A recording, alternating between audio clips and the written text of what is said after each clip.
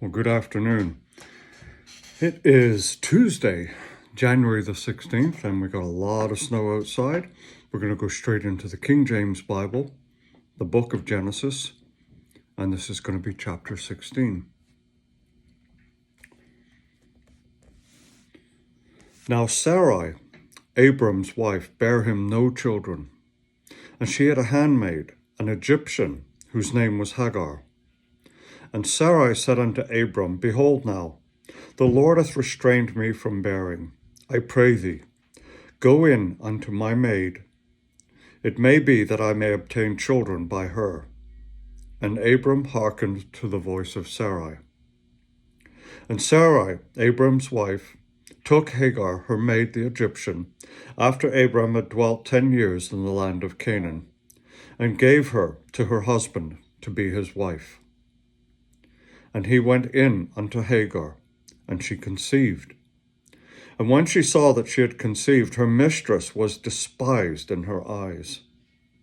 And Sarai said unto Abram, My wrong be upon thee. I have given my maid into thy bosom. And when she saw that she had conceived, I was despised in her eyes. The Lord judge between me and thee. But Abraham said unto Sarai, Behold, thy maid is in thy hand. Do to her as it pleaseth thee.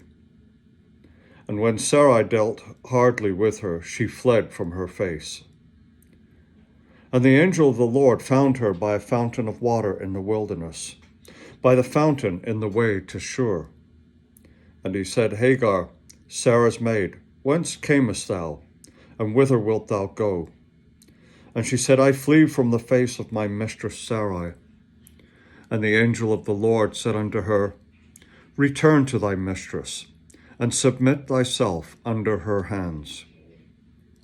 And the angel of the Lord said unto her, I will multiply thy seed exceedingly, that it shall not be numbered for multitude. And the angel of the Lord said unto her, Behold, thou art with child, and shalt bear a son, and shall call his name Ishmael, because the Lord hath heard thy affliction. And he will be a wild man, and his hand will be against every man, and every man's hand against him, and he shall dwell in the presence of all his brethren. And she called the name of the Lord that spake unto her, Thou God seest me. For she said, Have I also here looked after him that seeth me? Wherefore the well was called Beer Laharoi. Behold, it is between Kadesh and Bered. And Hagar bare Abram a son, and Abram called his son's name, which Hagar bare, Ishmael. And Abram was 86 years old, when Hagar bare Ishmael to Abram. Wow. That sounds like a mighty mess, doesn't it? Can you see what happens when you're not patient and you wait on the Lord? I'm sure Sarai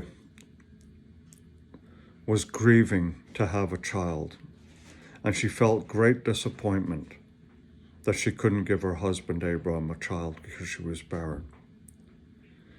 And I'm sure that every woman can identify with that, because the maternal instinct must be fantastic. It must be an awesome thing. And in her desperation to please her husband and to give him a seed to carry on the name, she suggested that he marries Hagar, her handmaiden, her maid. And this bounced back on her. And it just led to bad feeling between them all. And it really wasn't what God had planned or wanted. So you can see how when we get impatient, when we don't trust in God, when we find that life's a little bit disappointing and insufficient, that we seek to improve it ourselves without consulting God first and waiting for his answer, that we can make a fine mess of it all, can't we? I can testify to that.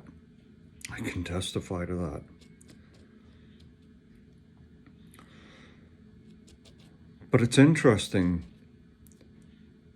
that the angel of the Lord approached her and actually gave her the name of the child that she was going to bear. Can you see how God has a plan? Can you see how Ishmael will be affecting the future generations and events that are going to take place? We honestly don't know how life is going to pan out, but God does, because he's omnipresent and he's omniscient. He's all-knowing and he's everywhere, past, present, and future. We can only look at the moment and we can look at the past. And very often we look at the past through distorted lenses as to whether or not something was rosy and we look through with rose-tinted glasses, or something was painful and we look back in horror upon the past. We still don't have a fair assessment of situations because we let our emotions guide us. And we certainly can't tell what's going to go on in the future. Now, each and every one of us is anxious about the future. But Jesus says, don't be anxious about tomorrow. Let today be sufficient. Let today take care of itself, and let tomorrow be another day. Don't worry about it. You can't alter it. You can't alter it at all. So why not just let it be? But in all things, we are told to be asking God what we should do next. We have the benefit of the power of the Holy Spirit within us. When we've given our heart to Jesus Christ and accepted the Holy Spirit, we have that power within us that they didn't have back then. We have a great advantage over what they had. Yes, they have the angel of the Lord appearing to them, and, Jesus himself now and again as well. But the thing is, you still are lacking the Holy Spirit.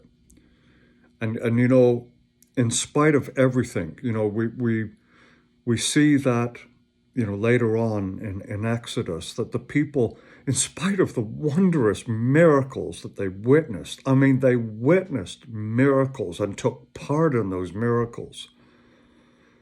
But without the power of the Holy Spirit, what they witnessed and what they took part in had no effect upon their hearts, and they very soon strayed. So we have the benefit of the Holy Spirit on us, that conviction that's inside of us. So when we're asked to be patient and wait for God's timing and allow God's will to take place, that means that there's many other things happening in this world, that we don't know about. Even they're happening right now. We don't know what's happening. But the thing is that whatever's happening out there, you're part of somehow. And God is putting it all together like this massive jigsaw puzzle. And only He knows what the final picture looks like. He gives us some idea of what the final picture is going to look like. But for each and every individual person, we don't know.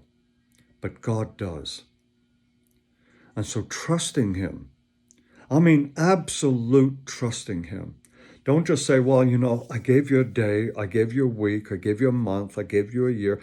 Go years sometimes. Look how these people waited 40 years. Can you imagine having to wait that long? We need to learn patience, and we need to learn how to be in obedience to God.